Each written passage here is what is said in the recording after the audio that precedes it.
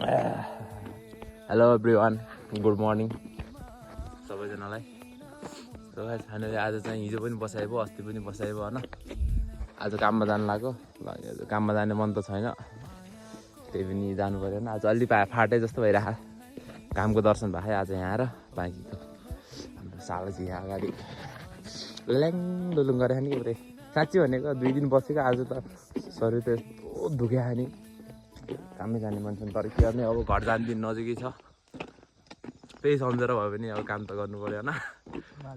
बाँकीको आज हिमाल पनि देखिया छैन क्या। यो यहाँदेखि एक दिन देखिया थियो होइन, डाँडातिर पर्छ क्या, त्यहाँदेखि देखेकै छैन भने हिमाल पनि लगायत